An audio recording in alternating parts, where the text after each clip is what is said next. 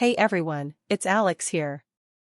I get a lot of messages from folks who love gaming PCs but feel a little stuck when a new pre-built model pops up. The big question is always the same: will this machine actually give me the smooth experience I need without breaking the bank, or am I just paying for a flashy nameplate? That's exactly what I'm going to unpack today. Link is in the description if you want to check the product details on Amazon, so you can see the exact configuration and pricing while I walk through the parts that really matter for everyday gaming, streaming, and a bit of content creation. First off, let's talk about the core of the Vengeance A5100, the AMD Ryzen 7 7800X 3D paired with the GeForce RTX 5080. On paper, that combo looks like a next-gen powerhouse, and it certainly is for most titles that lean heavily on CPU cache and GPU ray tracing. I ran a couple of real-world sessions, a 1080p competitive shooter, Valorant, and a 1440p open-world adventure, Starfield. In the shooter, I was consistently pulling 165,180 frames per second, which meant no more frantic mouse dips trying to stay above 144 frames per second. In the open-world game, the RTX 5080 kept the ray-traced shadow smooth at medium settings, holding around 55-60 FPS good enough to stay fluid without having to drop the resolution. The takeaway? If you're the type of player who switches between high-refresh competitive titles and visually rich, story-driven games, this PC can handle both without you having to fiddle with the settings every few minutes. Now, a lot of people ask whether a liquid-cooled CPU is worth the complexity. The A5100 comes with Corsair's iCUE LINK Titan RX liquid cooler, and the thing that surprised me was just how quiet it stays even under load. While the CPU was running a stress test at 95°C, the pump noise was barely audible over my room's ambient hum, and the fan curves in iCUE kept the overall sound under 35 dB. That matters if you stream or just don't want your fan screaming while you're trying to concentrate on a tactical match. However, there is a hidden trade-off: the dual-chamber case limits expansion. If you ever want to slap in an extra 3-tier GPU or a larger custom water loop, you'll quickly run into clearance problems.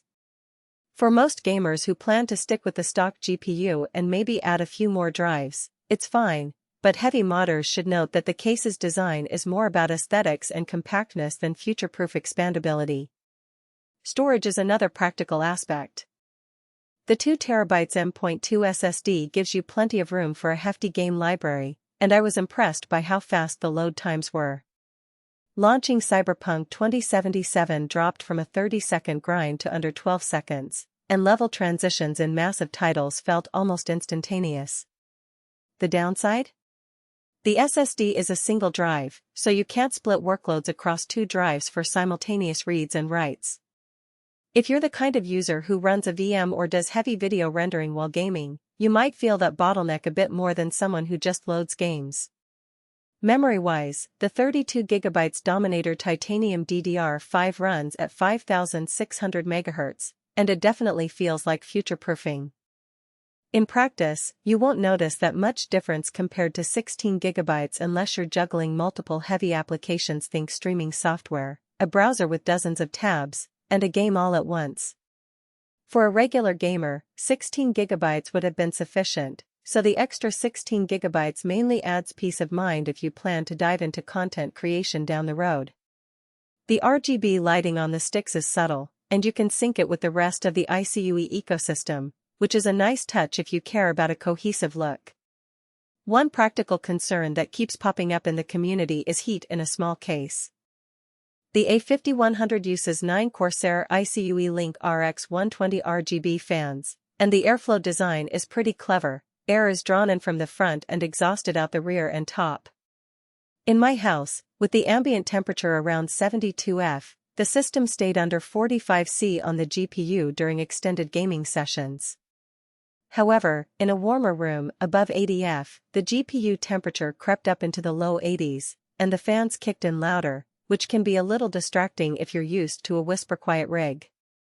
So, if you live in a hot climate or plan to keep the PC in a cramped desk space without much ventilation, you might want to consider an additional external fan or moving the case to a better ventilated spot.